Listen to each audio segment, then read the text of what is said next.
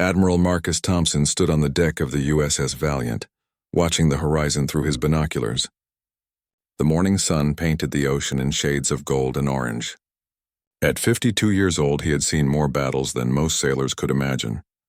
His weathered hands gripped the rail as he studied the intelligence reports spread before him. The year was 1943, and World War II was raging across the Pacific.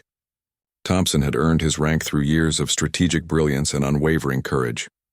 His crew respected him not just for his tactical mind, but for his willingness to fight alongside them when danger called. The intelligence was troubling. Enemy submarines had been spotted near the shipping lanes, threatening vital supply convoys heading to Allied forces. These weren't ordinary patrol boats. They were advanced vessels with experienced crews. The stakes couldn't be higher. Thousands of lives depended on those supplies reaching their destination safely. Thompson's radio crackled to life. "Admiral, we have movement on the eastern quadrant. Multiple contacts approaching fast." The voice belonged to Lieutenant Sarah Chen, his most trusted communications officer. She had never led him astray, and the urgency in her tone made his blood run cold. He grabbed his field glasses and focused on the distant waters. 6 dark shapes were cutting through the waves, moving in perfect formation. These weren't merchant vessels or fishing boats. The sleek profiles and aggressive positioning told him everything he needed to know. Enemy attack craft were closing in on a convoy of medical supply ships that had left port just hours earlier. The convoy was defenseless. The medical ships carried wounded soldiers, nurses, and desperately needed medical supplies for field hospitals. International law protected medical vessels, but the enemy had shown little regard for such agreements. Thompson knew that if those ships were destroyed, hundreds of innocent lives would be lost and countless wounded soldiers would die without proper medical care. Time was running out. The attack craft were moving at high speed, and they would reach the convoy within minutes. Thompson's destroyer was too far away to intercept them with conventional weapons. The distance was too great for their main guns to be effective, and torpedo shots would be nearly impossible at such range. But Thompson had one advantage the enemy didn't know about. Hidden in his personal quarters was a modified Barrett M82 rifle, a powerful .50 caliber weapon that he had requested specifically for long-range precision work. The weapon was controversial among naval commanders, who preferred traditional ship-to-ship combat. Thompson had argued that modern warfare required adaptability and unconventional thinking. He had spent countless hours practicing with the rifle during quiet moments at sea. The weapon could accurately hit targets at distances that seemed impossible to most people. But this would be different from target practice. This would be combat, with lives hanging in the balance and enemy vessels moving at high speed across choppy waters. The Admiral made his decision in seconds. He turned to his executive officer, Commander Blake Rodriguez, who had been watching the approaching threat with growing concern. "Blake, take command of the bridge. Maintain current course and speed. Do not engage unless I give direct orders." Rodriguez looked confused. "Sir, where are you going?" "Shouldn't we be preparing for battle stations?" Thompson was already moving toward his quarters. "I'm going to handle this personally. Trust me, Commander. Keep the crew ready, but let me try something first." His voice carried the calm authority that had made him legendary among his men. As he reached his cabin, Thompson could hear the excited chatter of his crew over the ship's communication system. Radar operators were calling out positions and distances. The enemy craft were now clearly visible to the naked eye, and their intentions were unmistakable. They were spreading out in attack formation, preparing to surround the medical convoy. Thompson opened his secure weapons locker and carefully removed the Barrett rifle. The weapon was massive, designed for anti-material work rather than typical infantry combat. Its .50 caliber rounds could penetrate armor and disable vehicles with devastating effect. In the right hands, it was capable of incredible precision at extreme distances. He checked the weapon's scope, adjusting for wind speed and distance. The ship's motion would make this shot incredibly difficult. He would need to time his shots perfectly, accounting for both his vessel's movement and the target's speed and direction. Mathematical calculations ran through his mind as he prepared for what might be the most important shooting of his career. Through his cabin's porthole, he could see the enemy craft growing larger. They were painted in dark colors that made them difficult to spot against the ocean's surface.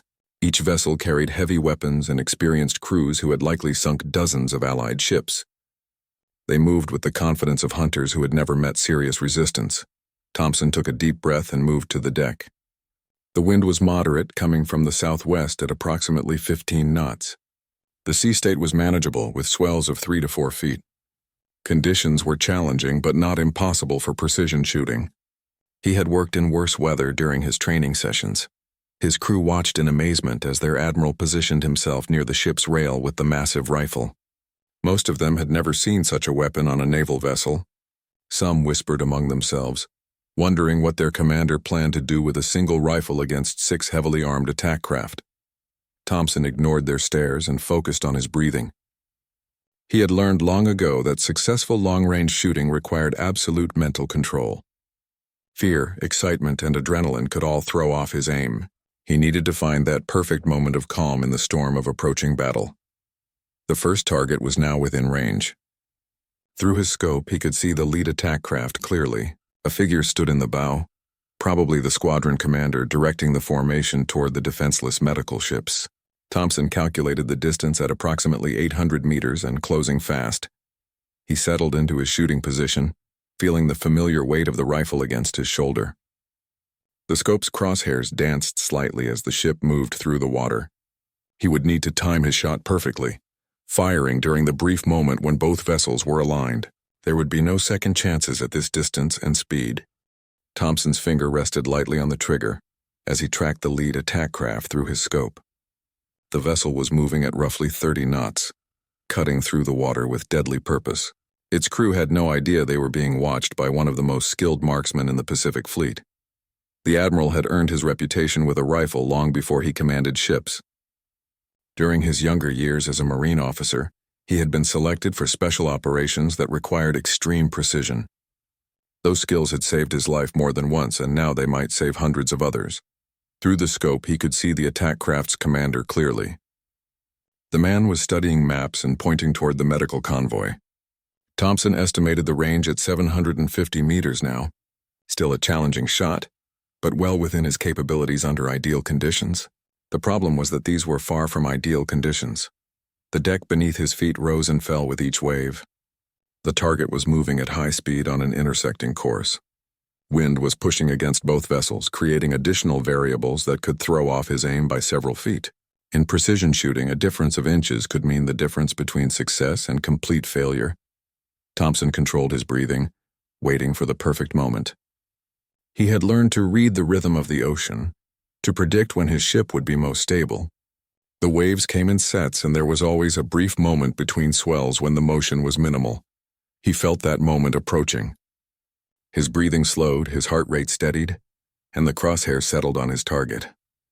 The attack craft's commander was still visible, still directing his squadron toward the innocent medical ships. Thompson's finger applied steady pressure to the trigger.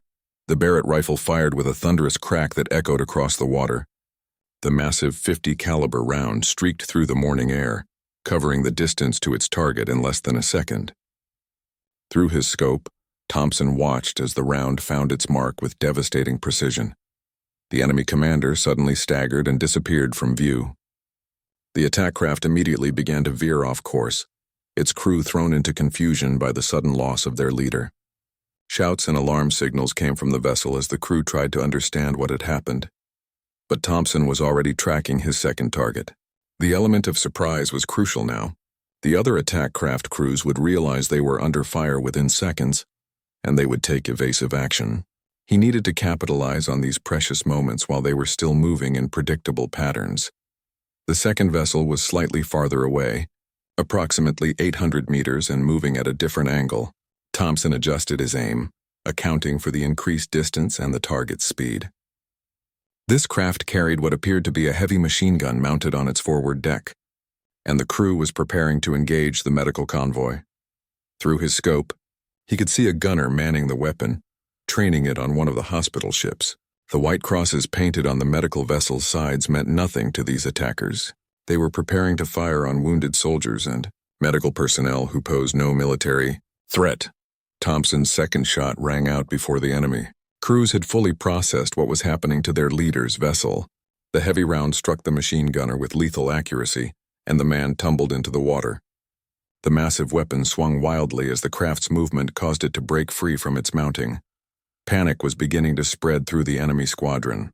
Radio chatter filled the airwaves as the remaining craft tried to coordinate a response to this unexpected threat. Some crews were looking around frantically, trying to identify where the shots were coming from. The distance was so great that they couldn't see the muzzle flashes from Thompson's position. The third attack craft was now taking evasive action, zigzagging through the water in an attempt to avoid whatever was picking off their comrades. But Thompson had anticipated this reaction. He tracked the vessel's erratic movement, calculating its probable path through the water. The craft's captain was experienced, varying his speed and direction in an unpredictable pattern. But every vessel had limitations, and Thompson knew that sharp turns at high speed would force the boat to lean heavily to one side. That moment of vulnerability would give him the shot he needed. He waited patiently, watching through his scope as the attack craft executed a hard turn to port. As predicted, the vessel leaned dramatically, exposing its crew to Thompson's line of sight. The boat's captain was visible for just a moment, shouting orders to his panicked crew. Thompson's third shot was as precise as the first two. The enemy captain fell, and his vessel immediately began to lose speed and direction. Without leadership, the crew struggled to maintain their formation and continue their attack on the medical convoy. By now, the remaining 3 attack craft had realized they were under long-range fire from an unseen enemy. Their formation broke apart as each vessel took independent evasive action. Some crews were scanning the horizon with binoculars, trying to locate the source of the devastating accurate fire that was destroying their mission. Thompson's crew watched in amazement as their admiral continued his methodical work. The massive rifle fired again and again, each shot finding its mark with surgical precision. They had never seen anything like this before. Naval combat typically involved heavy guns firing at relatively close range, or torpedo attacks that relied on stealth and surprise. But this was something entirely different. Their admiral was engaging multiple enemy vessels at extreme range with nothing but a rifle and his extraordinary skill. Each shot was calculated with mathematical precision, accounting for wind, waves, distance, and target movement. The fourth attack craft was now trying to retreat, its crew having lost the stomach for continuing their attack on the medical convoy. But Thompson couldn't allow any of these vessels to escape. They would report back to their commanders, revealing Allied positions and tactics. More importantly, they would return with reinforcements to threaten other innocent ships. The retreating craft was moving away at high speed, presenting the most challenging shot yet. The range was increasing with every second, and the target was moving directly away from Thompson's position. This required him to lead the target significantly, aiming at where the vessel would be when his bullet arrived. Thompson adjusted his scope and calculated the complex ballistics involved in the shot. The bullet would travel for over a second before reaching its target, during which time the enemy craft would cover significant distance. He aimed well ahead of the vessel, trusting his experience and mathematical calculations. The fourth shot struck the retreating craft's engine compartment with devastating effect. Smoke began pouring from the vessel as its engine died, leaving it dead in the water. The crew abandoned their weapons and began signaling for rescue, their fighting spirit completely broken. 2 attack craft remained, and both were now aware they were facing an enemy with capabilities they had never encountered before. They began to coordinate their movements, trying to approach Thompson's position from different angles simultaneously. Their plan was simple but potentially effective. If they could divide his attention, one of them might get close enough to use their own weapons. The remaining 2 attack craft split apart, moving in opposite directions as they attempted to flank Thompson's destroyer. Their commanders had realized they were facing an extraordinary marksman, and they were adapting their tactics accordingly. Both vessels began moving in erratic patterns, making themselves harder targets while trying to close the distance. Thompson assessed the new threat calmly. He had faced similar tactical situations during his special operations days, when outnumbered enemies had tried to overwhelm him through coordinated attacks. The key was maintaining composure and prioritizing targets based on immediate danger rather than convenience. The attack craft approaching from the starboard side was slightly closer and moving more aggressively. Through his scope, Thompson could see crew members preparing weapons and communications equipment. This vessel posed the more immediate threat, and would receive his attention first. But the situation was more complex than a simple choice between targets. The portside attack craft was using the distraction to approach at a different angle, hoping to catch Thompson while he was focused on the other threat. Both enemy commanders were experienced tacticians who understood the principles of coordinated assault. Thompson made a quick calculation. The starboard craft would be within weapons range in approximately 2 minutes. The portside vessel would need about 3 minutes to reach an effective firing position. This gave him a narrow window to eliminate the first threat before dealing with the second. He tracked the starboard attack craft through his scope, watching as it weaved through the water at high speed. The crew was clearly nervous, having witnessed the fate of their companions. They were maintaining radio silence now, probably hoping to avoid drawing Thompson's attention until they could get close enough to use their superior numbers and firepower. The vessel's captain was keeping low, using the boat's superstructure for cover while directing his crew's movements. This made him a more difficult target, but Thompson had dealt with cautious enemies before. Patience and precision would overcome defensive tactics. As the attack craft executed another sharp turn, its captain briefly exposed himself to coordinate with his gunners.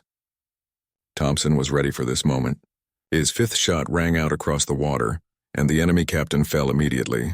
The craft began to lose coordination as its crew struggled to maintain their attack without leadership, but there was no time to observe the results.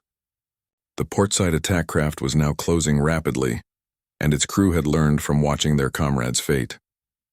They were keeping their heads down and relying on speed and evasive maneuvering to reach weapons range. Thompson swung his rifle toward the new threat, adjusting his scope for the different range and angle. This target was moving in a more unpredictable pattern, varying its speed and direction every few seconds. The boat's captain was clearly skilled, using every tactical advantage available to avoid becoming another victim of Thompson's extraordinary marksmanship. Through his scope, Thompson could see the enemy crew preparing for close-range combat. They had mounted additional weapons and were wearing body armor.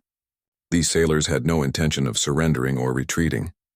They were committed to completing their mission or dying in the attempt. The attack craft suddenly accelerated, making a straight run toward Thompson's destroyer. This was a desperate gamble. The enemy captain was sacrificing maneuverability for speed, hoping to close the distance before Thompson could get a clear shot.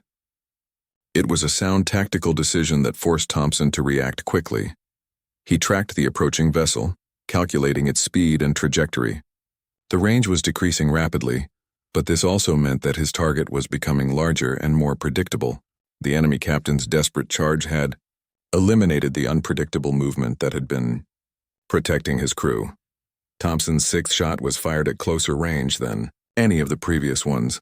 The .50 caliber round struck the attack craft's pilot house with devastating effect, and the vessel immediately began to veer off course. Without anyone controlling its steering, the boat turned sharply to port and began to slow down. The crew of the damaged craft was now in full panic. They had lost their captain and most of their leadership, and their vessel was no longer under control. Some crew members were abandoning their weapons and preparing to abandon ship, while others were trying desperately to regain control of their boat. Meanwhile, the starboard attack craft was still struggling without its captain. The crew had managed to maintain some semblance of organization, but they were clearly demoralized by the loss of their leader and the apparent invincibility of their unseen enemy. The vessel was moving away from the medical convoy, but it wasn't retreating fast enough to escape Thompson's range. Thompson assessed both damaged vessels through his scope. Neither posed an immediate threat to the medical convoy, but both crews were still armed and potentially dangerous. Some of the enemy sailors were attempting to man weapons and continue the fight, despite the hopeless nature of their situation. The Admiral faced a moral decision that would define the remainder of the engagement. The enemy crews were clearly defeated, but they had not formally surrendered. International rules of war were complex regarding the treatment of combatants who continued to pose a potential threat after suffering casualties. Through his scope, Thompson could see individual enemy sailors clearly. Some were wounded and struggling to stay afloat in the water. Others were trying to restart damaged engines or repair communications equipment. A few were still manning weapons, though their vessels were too damaged to pose a serious threat. Thompson made his decision based on tactical necessity rather than personal preference. The enemy crews had shown willingness to attack medical vessels, violating international law and threatening innocent lives. Any survivors who remained armed could potentially reorganize and continue their mission, or report Allied positions to their superiors. He methodically engaged any enemy personnel who continued to man weapons or communications equipment. Each shot was precise and calculated, designed to eliminate specific threats rather than cause unnecessary casualties. Thompson took no pleasure in this work, but he understood the strategic importance of preventing these crews from regrouping or reporting intelligence. The engagement was nearly over. 6 enemy attack craft had been neutralized by a single marksman using nothing but skill, patience, and an exceptional rifle. The medical convoy was safe, and hundreds of innocent lives had been preserved. But Thompson knew that the tactical situation was still developing. Radio intercepts suggested that other enemy forces were operating in the area. The attack on the medical convoy might have been part of a larger coordinated offensive. Thompson's successful defense had bought time and saved lives, but the broader threat remained. He continued to monitor the disabled enemy vessels through his scope, watching for any signs of renewed activity. Some crew members were still alive in the water, and rescue operations would need to be organized according to international law. Even defeated enemies deserved humane treatment once they were no longer capable of fighting.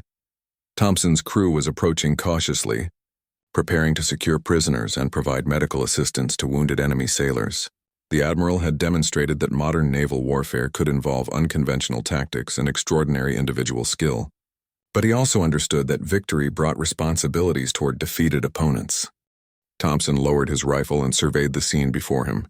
6 enemy attack craft were either disabled or destroyed, their crews scattered in the water or struggling to keep their damaged vessels afloat. The medical convoy continued on its course, unaware of how close they had come to disaster. The morning sun was climbing higher, casting long shadows across the debris-filled water. Commander Rodriguez approached with a mixture of awe and disbelief written across his face. He had witnessed the entire engagement through binoculars, watching his admiral single-handedly neutralize an entire enemy squadron. The precision and speed of the attack had been unlike anything he had seen in years of naval service. "Sir, that was absolutely incredible," Rodriguez said, his voice filled with genuine admiration. "I've never seen anything like it. How did you manage to hit moving targets at that distance with such accuracy?" Thompson was already thinking about the next phase of the operation. "Years of practice, Commander. But we're not finished yet. We need to secure those prisoners and gather intelligence. Some of those crews might have valuable information about enemy operations in this sector." The Admiral handed the Barrett rifle to a trusted petty officer with instructions to clean and secure the weapon. He had used exactly 6 rounds to eliminate 6 targets, a demonstration of efficiency that would become legendary among his crew. But Thompson wasn't focused on personal achievement. He was concerned about the tactical implications of what had just occurred. Enemy forces had been bold enough to attack a medical convoy in broad daylight, which suggested either desperation or confidence in their local superiority. The attack craft had been well equipped and professionally crewed, indicating that this wasn't a random raid by poorly trained personnel. Someone had planned this operation carefully, which meant there were likely other threats in the area. Thompson's destroyer moved closer to the scene of the engagement, preparing to conduct rescue and prisoner operations. International law required them to assist enemy survivors who were no longer capable of fighting, regardless of their original intentions. The Admiral was determined to follow these protocols precisely, both for moral reasons and to maintain the high standards expected of Allied forces. The first enemy survivors were pulled from the water within minutes. Most were wounded and in shock, unable to fully comprehend what had happened to their squadron. They had expected to overwhelm a defenseless medical convoy, not to face a marksman capable of engaging multiple targets at extreme range with devastating accuracy. One of the rescued enemy officers was particularly valuable. Lieutenant Commander Yamamoto had been the tactical coordinator for the entire attack squadron, and he carried detailed plans and communication codes. When brought aboard Thompson's destroyer, he was initially defiant, demanding to know what weapons had been used against his forces. Thompson interrogated Yamamoto personally, using his knowledge of Japanese culture and military customs to establish rapport. The enemy officer was a professional sailor who understood the realities of warfare, even if he disagreed with Allied objectives. Through careful questioning, Thompson learned that the attack on the medical convoy was part of a larger operation targeting Allied supply lines. According to Yamamoto's information, enemy submarines and surface raiders were operating throughout the region, coordinating attacks on vulnerable Allied shipping. The medical convoy had been selected as a target specifically because its destruction would have significant psychological impact while eliminating valuable medical supplies and personnel. This intelligence was extremely valuable, but it also confirmed Thompson's suspicions about the broader tactical situation. His successful defense of the medical convoy had prevented one attack, but many other Allied vessels remained at risk. The enemy was operating with detailed knowledge of Allied shipping schedules and routes, suggesting either successful reconnaissance or intelligence leaks. Thompson immediately ordered radio messages to fleet headquarters, reporting the engagement and sharing the intelligence gathered from prisoners. Other Allied commanders needed to know about the coordinated enemy operations, and shipping schedules might need to be modified to prevent additional attacks. The rescue operations continued for several hours as Thompson's crew searched for additional survivors. Some enemy sailors had been killed in the engagement, but the majority had survived and were taken prisoner according to international protocols. Medical personnel aboard the destroyer provided treatment for wounded prisoners, demonstrating the humanitarian principles that distinguished Allied forces from their enemies. While the rescue operations continued, Thompson's communications team intercepted enemy radio transmissions that provided additional insight into the tactical situation. The destroyed attack squadron had been scheduled to report back to a larger enemy force waiting nearby.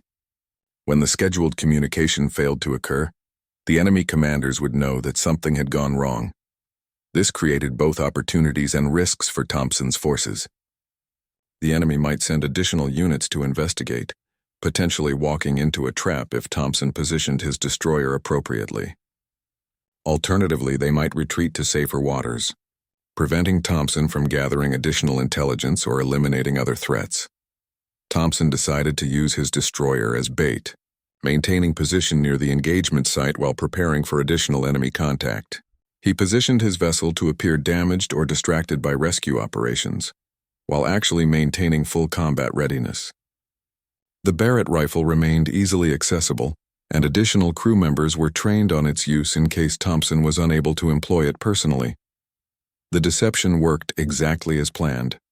Within 2 hours, enemy reconnaissance aircraft appeared on the horizon, investigating the failure of their attack squadron to report in. The aircraft maintained high altitude and significant distance, but they were clearly observing Thompson's destroyer and the debris field from the morning's engagement. Thompson allowed the reconnaissance aircraft to complete their observation and return to their base, knowing that this would draw additional enemy forces into the area. The enemy commanders would want to understand what had happened to their attack squadron, and they would likely send surface vessels to investigate and attempt rescue operations. Sure enough, enemy destroyers appeared on the horizon before sunset, moving cautiously toward the engagement site. These were larger and more heavily armed vessels than the morning's attack craft, but they were also less maneuverable and easier to track at long range. Thompson prepared for a different kind of engagement, one that would test his tactical skills as much as his marksmanship. The enemy destroyers approached in formation, maintaining careful spacing and search patterns. Their commanders were clearly experienced and cautious, having learned that this area contained unexpected dangers. They were scanning constantly for threats, using both radar and visual observation to avoid the fate that had befallen the attack squadron. Thompson studied the approaching enemy vessels through powerful binoculars, analyzing their formation and probable tactics. These ships were heavily armed with conventional naval weapons, and they would be extremely dangerous if allowed to close to normal combat range.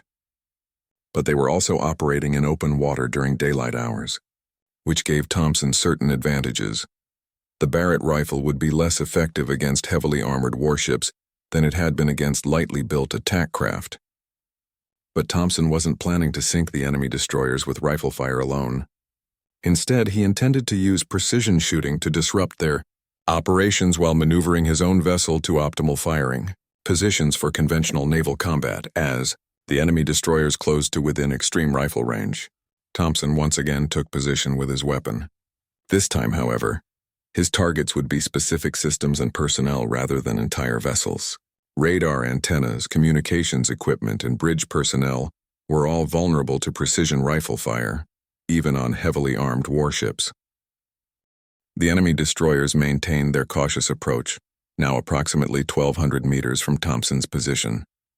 At this distance, the Barrett rifle was at the extreme edge of its effective range, but Thompson had made seemingly impossible shots before. The key was selecting targets that would have maximum tactical impact while remaining within his weapon's capabilities. Through his scope, Thompson studied the lead destroyer's superstructure. The vessel's radar antenna was clearly visible, rotating slowly as it scanned for threats. Destroying this equipment would blind the ship to aerial and surface contacts, forcing its crew to rely on visual observation alone. This would significantly reduce their tactical effectiveness and make them vulnerable to surprise attacks. Thompson calculated the complex ballistics involved in hitting such a distant target. The radar antenna was relatively small and mounted high on the destroyer's mast, making it extremely difficult to hit from long range. Wind conditions were moderate but variable, and both vessels were moving through choppy seas that would affect his aim.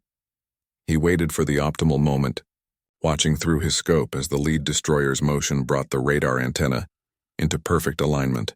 The shot required split-second timing and absolute precision. Thompson's finger applied steady pressure to the trigger, and the Barrett rifle fired with its characteristic thunderous crack. The .50 caliber round streaked across the water and struck the radar antenna with devastating accuracy. Sparks flew from the damaged equipment, and the antenna stopped rotating immediately. The lead destroyer was now effectively blind to electronic detection, forced to rely on visual observation and communications with other vessels.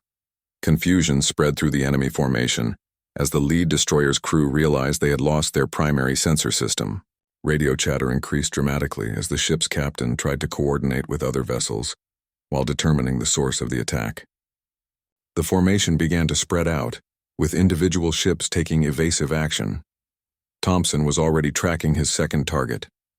The trailing destroyer had maintained better formation discipline, and its captain was clearly the more experienced of the two enemy commanders. This vessel's communications array was visible through Thompson's scope, a complex assembly of antennas and equipment that coordinated the entire formation's operations. The second shot was even more challenging than the first, as the target destroyer was now taking evasive action and varying its speed.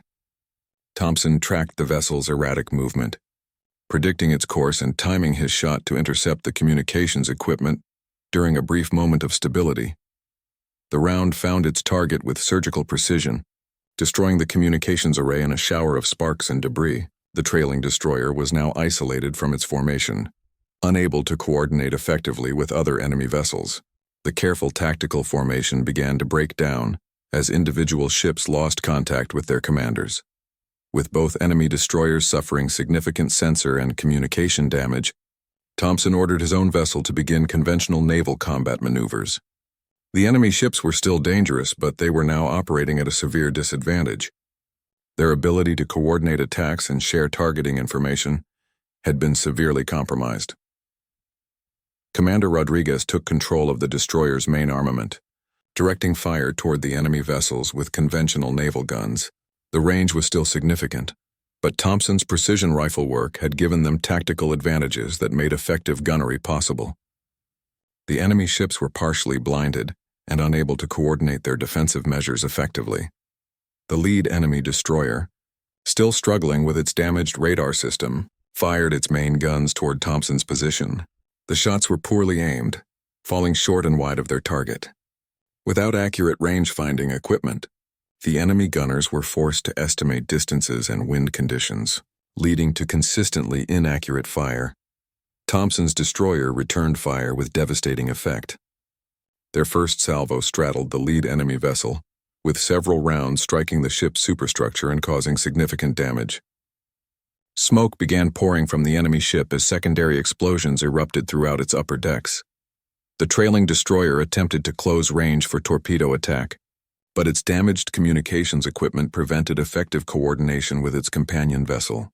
The ship's captain was forced to make independent, tactical decisions without input from other commanders or accurate intelligence about Thompson's capabilities and position. Thompson continued to use the Barrett rifle to target specific systems on both enemy vessels. Bridge windows, optical range-finding equipment, and exposed personnel all became targets for his precision shooting. Each shot was carefully calculated to maximize tactical advantage while conserving ammunition for the most critical targets. The psychological effect of Thompson's precision shooting was as important as the physical damage it caused. Enemy crews were taking cover rather than manning their weapons effectively, knowing that individual personnel could be targeted and eliminated from impossible distances. This fear factor significantly reduced the enemy ship's combat effectiveness. After 30 minutes of intense combat, both enemy destroyers were heavily damaged and beginning to list. Their formation had completely broken down, and individual ships were attempting to withdraw from the engagement. The lead destroyer was particularly badly damaged, with multiple fires burning throughout its superstructure and significant flooding in its forward compartments. Thompson ordered his destroyer to pursue the retreating enemy vessels, maintaining pressure while they were disorganized and demoralized. The Barrett rifle continued to be effective at long range, allowing him to target fleeing ships even as they attempted to escape beyond the range of conventional naval weapons. The trailing destroyer's captain made a final desperate attempt to turn and fight, bringing his ship around to present its main armament toward Thompson's position. But the vessel's damaged communications and sensor systems made accurate fire impossible, and Thompson's crew was able to predict and avoid the poorly aimed salvos. Thompson's final precision shots with the Barrett rifle targeted the enemy destroyer's steering mechanism, striking the exposed rudder control systems with devastating accuracy. The enemy vessel began to circle helplessly, unable to maintain course or coordinate any effective response to Thompson's attacks. With both enemy destroyers disabled or destroyed, Thompson surveyed the tactical situation one final time. The immediate threat to Allied shipping in this sector had been eliminated, but the engagement had revealed the scope of enemy operations in the region. The intelligence gathered from prisoners and radio intercepts would be valuable for planning future operations. Thompson's extraordinary marksmanship had turned what should have been a conventional naval engagement into a demonstration of individual skill and tactical innovation. The Barrett rifle had proven to be an effective naval weapon when employed by a marksman of exceptional ability, challenging traditional assumptions about ship-to-ship combat. The success of Thompson's unconventional tactics would influence naval doctrine for years to come. Other commanders would request similar weapons and training, hoping to replicate his extraordinary achievements. But few would possess the combination of skill, experience, and tactical insight that had made Thompson's performance possible. As the sun set over the Pacific, Thompson's destroyer headed toward port with valuable prisoners and intelligence. The medical convoy had reached its destination safely, and Allied supply lines remained secure. The Admiral had demonstrated that modern warfare required adaptability and individual excellence, not just superior numbers and conventional tactics. 3 weeks after the engagement, Admiral Thompson stood in the briefing room at Pacific Fleet headquarters, presenting his after-action report to a gathering of senior naval commanders. The room was filled with officers who had spent their entire careers studying naval tactics and strategy. Yet they listened with rapt attention as Thompson described his unconventional approach to ship-to-ship combat. The intelligence gathered from the captured enemy personnel had proven invaluable. Allied forces had successfully intercepted and destroyed 3 additional enemy submarine wolfpacks operating in the region, preventing dozens of potential attacks on Allied shipping. The coordinates and operational schedules provided by the prisoners had allowed fleet commanders to position their forces optimally. For maximum tactical advantage, Admiral Chester Nimitz himself had requested a detailed analysis of Thompson's use of the Barrett rifle in naval combat. The Pacific Fleet commander was known for his innovative thinking and willingness to adopt new tactics that gave Allied forces advantages over their enemies. Thompson's success had captured his attention and that of other senior leaders throughout the Pacific theater. The technical aspects of Thompson's shooting were analyzed extensively by naval intelligence officers and weapons specialists. The combination of extreme range, moving targets, and challenging environmental conditions had created a shooting problem that most experts considered nearly impossible. Yet Thompson had solved it through skill, preparation, and tactical insight that went far beyond conventional military training. Ballistics experts calculated that Thompson's longest successful shots had been made at ranges exceeding 1,000 meters, hitting targets moving at speeds of 30 knots or more. The mathematical complexity of these shots was staggering, requiring real-time calculations of wind speed, target motion, projectile drop, and ship movement that would challenge even modern computer systems. But the true significance of Thompson's achievement went beyond individual marksmanship. He had demonstrated that naval combat could be revolutionized through the application of unconventional thinking and specialized skills. Traditional ship-to-ship engagements relied on massive firepower and armor protection, but Thompson had shown that precision and tactical innovation could overcome superior numbers and conventional advantages. The Barrett rifle was quickly adopted by other naval units throughout the Pacific Fleet. Specialized training programs were established to teach selected personnel the skills necessary for long-range precision, shooting from shipboard platforms. Thompson himself was assigned to develop these training curricula, sharing his knowledge and experience with a new generation of naval marksmen. The psychological impact of Thompson's tactics on enemy forces was equally significant. Intelligence reports indicated that enemy naval commanders were now reluctant to operate in areas where Allied forces might employ long-range precision weapons. The fear of being targeted individually from impossible distances had reduced enemy morale and tactical effectiveness throughout the region. Thompson's crew members became celebrities within the Pacific Fleet, sought after for their first-hand accounts of the engagement. Petty Officer Martinez, who had assisted with ammunition handling during the rifle shooting, found himself giving lectures on precision marksmanship to officers and enlisted personnel throughout the theater. The entire crew took pride in their role in revolutionizing naval tactics. The medical convoy that Thompson had saved continued its mission successfully, delivering crucial supplies and personnel to Allied forces fighting throughout the Pacific. The wounded soldiers who received treatment from the medical staff aboard those ships would never know how close they had come to dying without proper care. Thompson's precision shooting had literally saved hundreds of lives that would have been lost without medical intervention. 6 months after the engagement, Thompson received the Medal of Honor in a ceremony aboard the USS Missouri. Fleet Admiral Nimitz presented the award personally, citing Thompson's extraordinary courage and tactical innovation in the face of overwhelming enemy forces.